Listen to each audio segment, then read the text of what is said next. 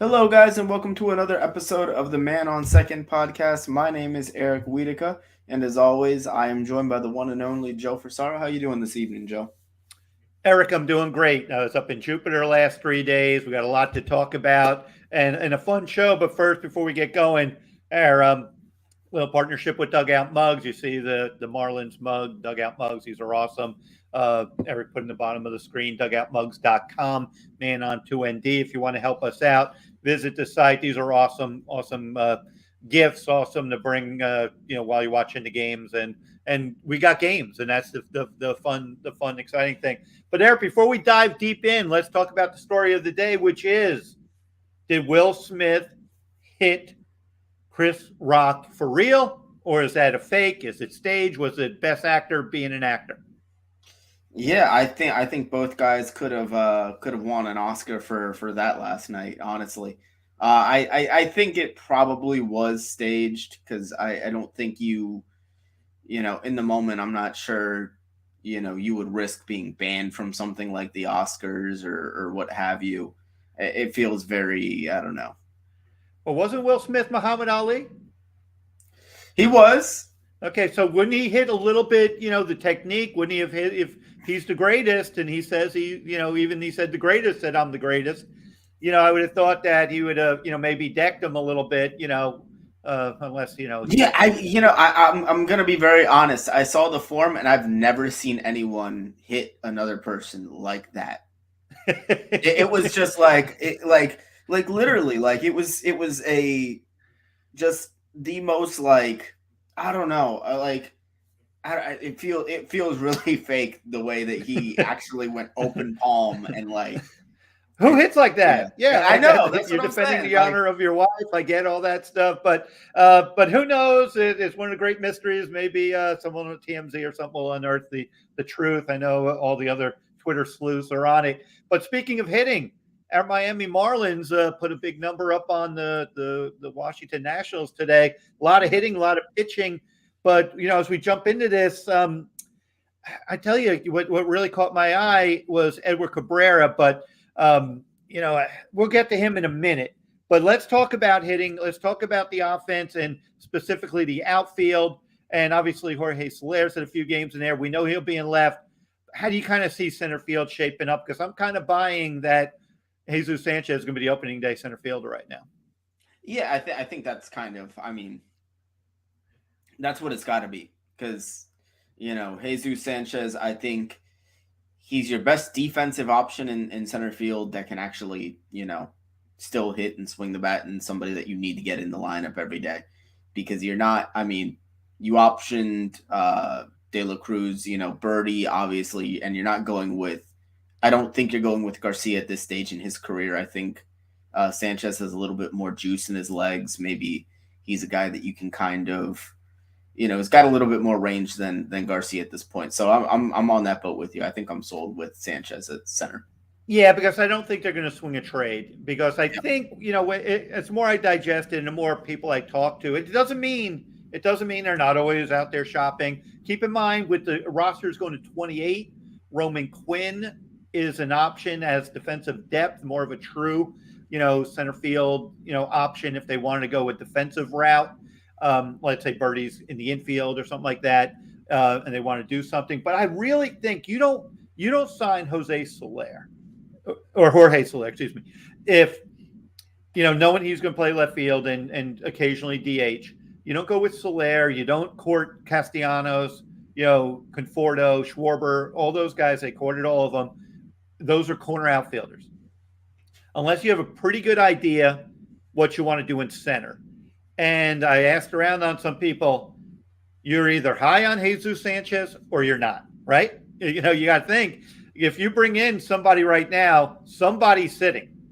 Right. It's not going to be Garcia with $53 million locked up. It's not going to be Soler with $36 million locked up. So you're bringing in somebody else to sit Jesus Sanchez. And I was told they love him. They have no intention of doing that. So at least you're going to ride it out. You're going to see if Sanchi can be your guy. And defensively, the metrics show first step. I know I don't try to get too wrapped up into it, but they do say something. I think we tend to overcomplicate it. Um, but Lone Depot Park center field's pretty spacious, and he's going to have to get down there and make all those right reads. And but I think he's going to be the guy. I think that's where they're going to go, and they're going to ride that out. Obviously, they sent, like you noted, De La Cruz being sent down already, who obviously get him AAA playing time and the at bat, so he's not sitting on the bench. And maybe if there's an injury and you have to go with a more regular guy, maybe De La Cruz is your everyday guy. Yeah, and as far as to hit at your point with the metrics, listen, I have every I have all the confidence in the world that Jesus Sanchez physically can play center field. I think he's got the tools to do it. But I look at some of the routes that he was taking to balls last year in right field, and it does make me a little uncomfortable, if I'm honest. Yeah, I mean, that reality could step in, but at least for now, they made that commitment to say we're going to go a little more offensive minded. Yep. Obviously, that's why I think a Roman Quinn, especially with 28-man roster, could be more of, if they need to shuffle some guys around. Maybe someone comes out of the game and Sanchez goes to a corner, and if they want to go with their best defensive alignment, if Soler is struggling. But I will say this, as Soler, I know we've jumped in heavy on him in the last few podcasts. The kid's a worker. Before he spoke to us the other day after he made his spring debut, he went about 4 innings. He had a perfect debut with 3 hits in his first 3 at bats and 2 in the first inning alone. So he made easy riding that day. But before he addressed us, he said, hey, he's going to be a few more minutes. He was working on the backfield, on some basic, jumps, some very simple drills with the coaches basically flipping them balls. But you could tell he's a worker. And he knows that his defense has been a little spotty, and he knows he missed 13 days of camp because he came in. Actually, I think it was 13 days before he hit the field in a real game. That he has some catching up to do, and I always respect those veteran players who are putting the effort in on those backfields. So I think they're going to be fine there offensively. I'm not really that worried. Yeah, no, I think if at least so far what's bore out for the Marlins, and I think the encouraging part is, at least in the spring thus far, they haven't had those power bats. I think the team lead is 1 home run so far in the spring, but they're still producing runs. And with the power that they have in this lineup, that's going to come eventually. So I'm not really worried about that. I'm pretty encouraged thus far by what I'm seeing. With the offense, I'm happy with it. With starting pitching, I'm really happy with it so far. But I do think that the questions lie ultimately, and want to lead into this a little bit with the bullpen. Yeah. Before we get there, though, I want to touch with you on one of the mild surprises with the offense is Jazz. That Donnie seems committed to have Jazz hitting in that bottom third of the order. Maybe 9th. I'm not crazy about that. I do like Jazz at the top of the order, not more toward the bottom of the order, because they're going to have to be, to your point on homering. Coop doesn't run real well. Aggie doesn't run real well. Garcia, he cost the game the other day by not hustling on a fly ball with 2 outs. That game they lost to Houston by a run. The third base coach is waving him in and to hurry up because he saw the left fielder struggle. It was Brinson actually struggling with the ball in the sun. Ball drops and he was loafing and he had to stop at third. And they would have gone up, 3 or 4 to 1, or whatever the score would have been at the time. And they ended up losing by a run, and he was stranded on third because simple not hustle. My point is Jazz is electric. Jazz scores from first to home. He scores, he creates with a walk, a stolen base, a double, basically. And I kind of like Jazz hitting higher in the order, not at the bottom. Just your quick thoughts before we go to the pen. Yeah, I think I understand the thought process behind it. I think Mattingly is kind of, because when you don't have the pitcher spot per se to kind of reset the lineup, you're almost going with your 9 can kind of be your de facto leadoff hitter. And it's really more about Jazz is going to be on base, and then you're going to lead into, at least from what we've seen so far, Soler, then Cooper, then Aggie, and so on. So Yeah. I kind of understand what he's getting at there, but I do think that I'd like to see Jazz at the front of the order, and then maybe move a guy like Rojas into that 9 spot. Yeah, because you got Rojas, you got Stallings down there, you got Yeah, Brian Anderson probably, down there as well, or Joey Wendell. But Wendell could hit pretty much anywhere. I think yeah, that kid's really, really good. But yeah, just want to get your thoughts. Like I said, I think Jazz, there's a lot in there. Meaning, he's young, and I know way too many people are putting too much weight in on like 1 month on a bad lineup of him, paying way too close attention to him in a leadoff spot or hitting second. It's like completely thinking that they're evaluating the player based on, oh, well, he's got a 280 on base at leadoff and he's 340 in the 5 hole or whatever it is. There's not enough track record, and that's not really who Jazz Chisholm Jr. is. He's, if you think there's a lot in the tank there, I want him involved early, because sometimes he may not hit to the third inning. but yeah, I You mean, know, and listen, in a lineup where you're going to have in this lineup a lot more protection than you did last year. yes. I think a guy like Jazz is definitely going to benefit from that. Yeah. Yeah. Now your point, yeah. I mean, it seems to be the big question mark. Center field's kind of settling itself, in my opinion, and we just touched on it. But the bullpen, because Dylan Floro, having a little arm soreness, so I don't really know how serious it is. I know last year he was a little bit took him a little bit of time to get ready. I don't think they think it's too serious, but opening the year on IL is definitely possible. And now what do you do? Because there's really no relievers worth spending money on. There or anyone worth anything is there. So you have to basically force a trade. And do you really want to make a move between now and opening day, other than guys that get caught in numbers crunches, guys that may not, that be DFA'd, but those type of guys, those are insurance. I think they're prepared to go with Bender. As up there, they obviously have Anthony Bass as right-hander, Zach Pop, Richard Blyer, the left-hander, Lewis Head. Keep an eye on him, guy they got from the Rays as well. He's on the 40-man. So guys on the 40-man are definitely those to keep an eye on.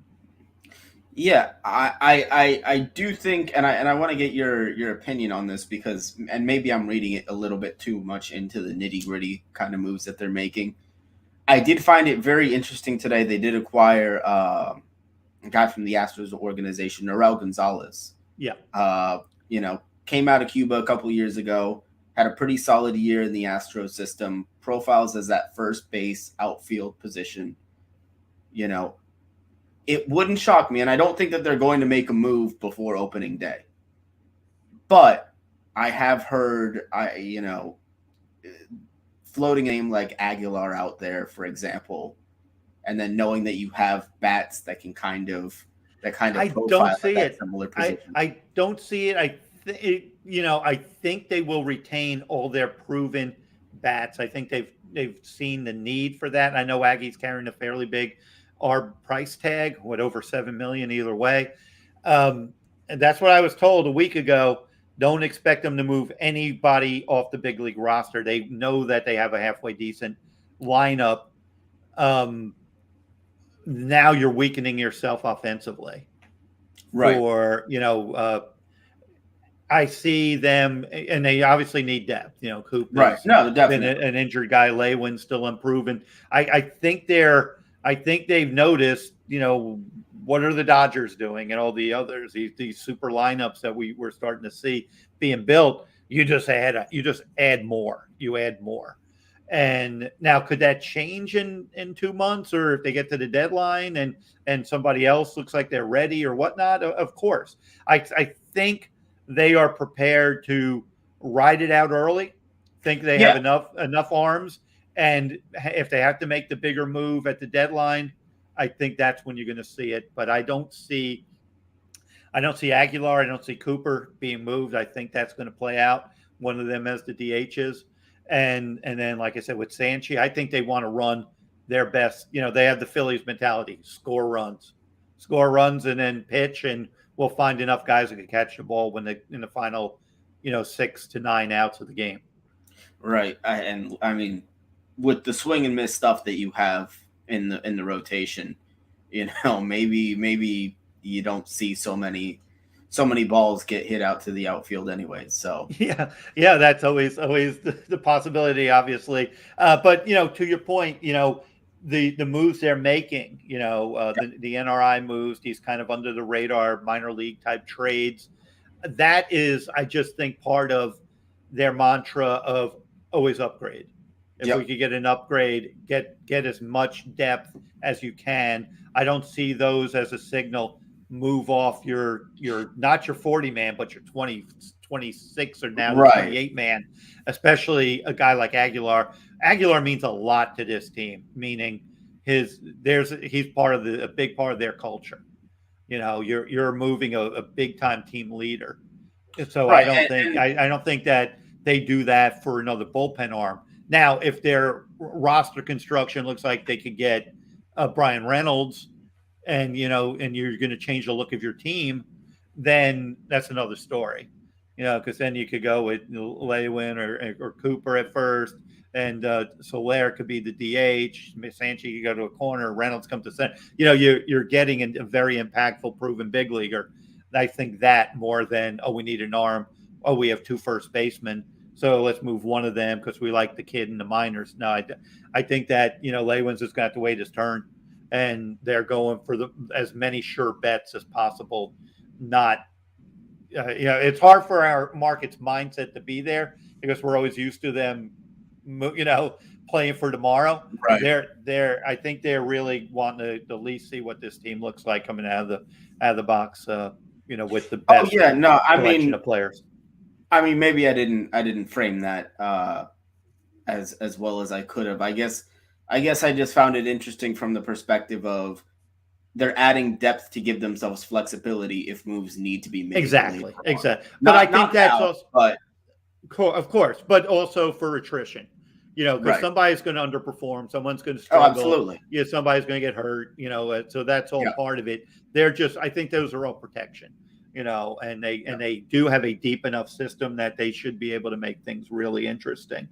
But yeah, let's talk about, like I mentioned at the beginning, with Edward Cabrera in the rotation, because I think after seeing Max Meyer earlier in camp, knowing that, my question with Max was, and I asked Donnie this the other day, and I asked if we're going to see him in another Grapefruit League game, and he said probably not. They were grooming him as a starter, and then the move made a day or so ago to option him, or he's not on the 40-man, so he's technically reassigned to minor league camp. He'll more than likely open in AAA, and they see a starter in him.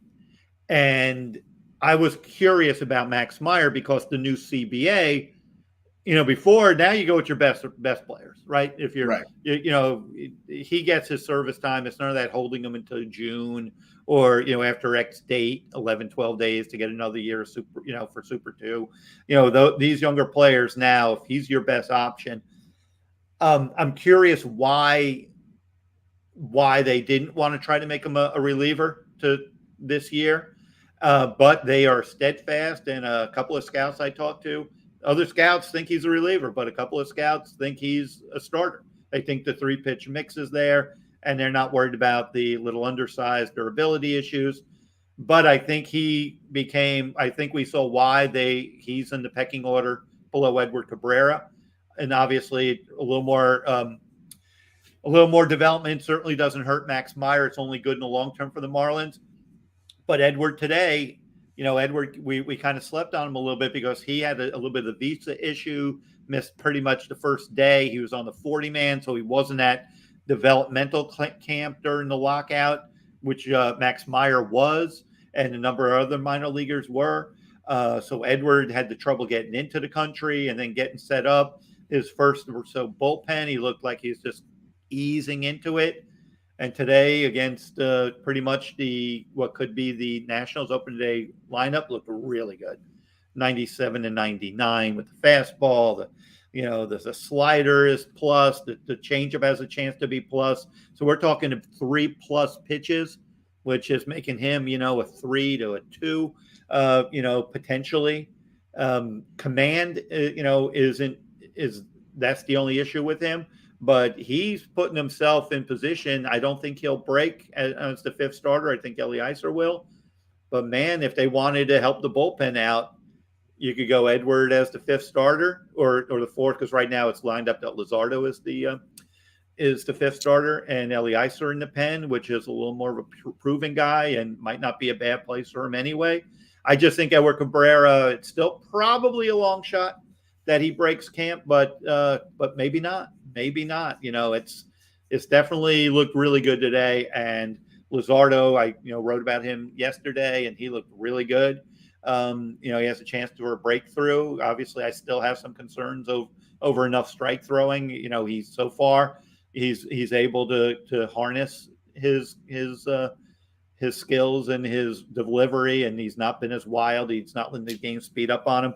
But these are also very short windows against no one game planning for you. So you gotta see for real. But man, the rotation's looking very, very promising.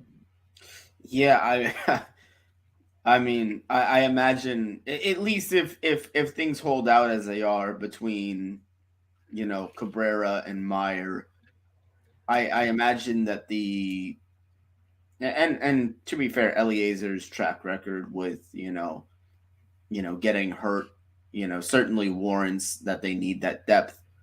But I also imagine, you look at his splits, his first time through the lineup, second time through the lineup, and that third time through the lineup, Eliezer has historically kind of struggled, which lends itself to, hey, maybe this guy really could be a solid reliever.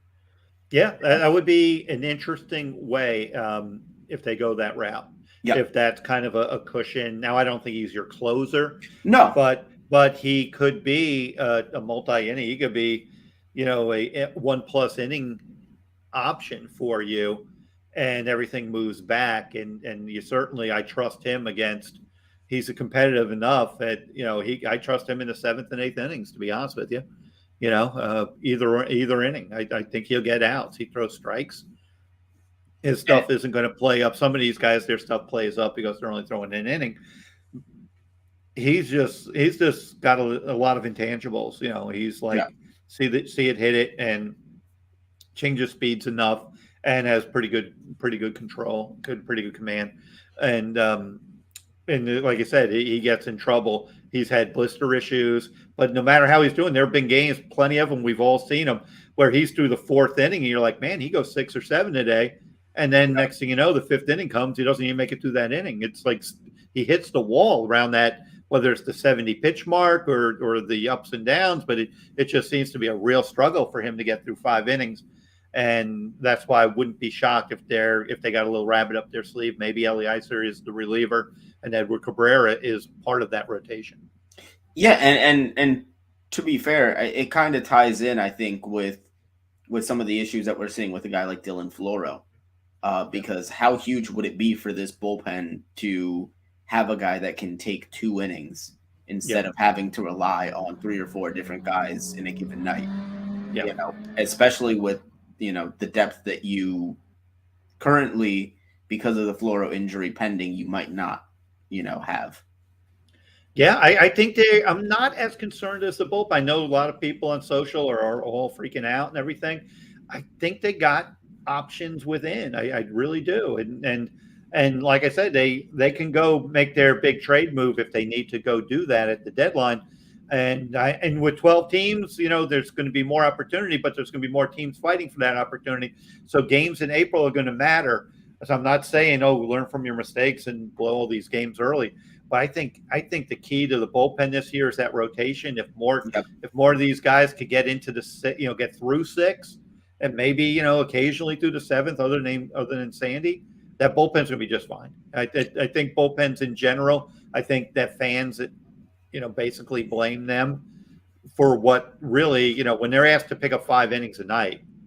That's just unfair, and you just can't say, "Oh, well, he blew it." In the 7th. Well, he shouldn't be in there in the 7th. Somebody else should.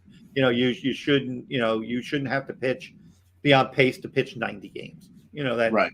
So your rotation is the one that's going to be key there. So it still comes back to the Marlins season will go as their rotation will go. And right now, it's a lot of exciting stuff. And it's fun, man. It's been fun being up there. I'll be up there Yep. again this weekend, and doing these pods with you is great. And you can just see the energy build. And what's kind of your observations before you carry us out? Yeah, I mean, so far I like what I see out of the ball club as a whole. Like you said, it really comes down to the rotation. I'm pleasantly surprised at how unscheduled they are in terms of stretching guys out. Getting guys to 4 or 5 innings. I think by the time you get into April, I know a lot of people kind of said, well, it's going to be like a prolonged spring training with some of your guys, but I think you know Mattingly should be able to get 5, 6 innings out of his guys from the jump here. Get just looking at the schedule that they've been on so far. Yeah, there's no reason to believe otherwise. And the thing about it is, collectively, I don't spend a ton of time on spring training numbers. Those who followed me a long time know that, and they sometimes get frustrated with me over that. And sometimes, I don't really care because the spring doesn't mean anything. Right. But it does say something when you're starting pitching, no matter who it is, doesn't give up a run. Right. Yeah, so all you have to do is look at the Cactus League and the Grapefruit League. There's a lot of big run totals up there.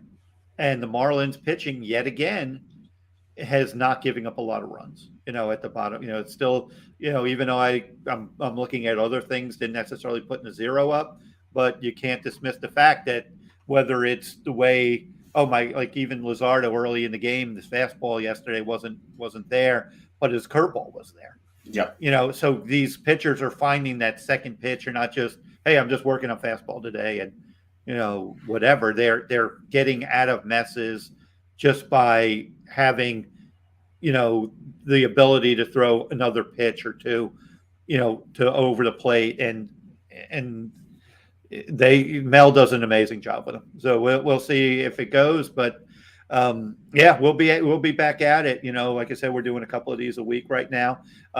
Eric, tell everybody where they can find us and what we're doing, and take us out of here, my friend. Absolutely. So you can follow the podcast a few ways.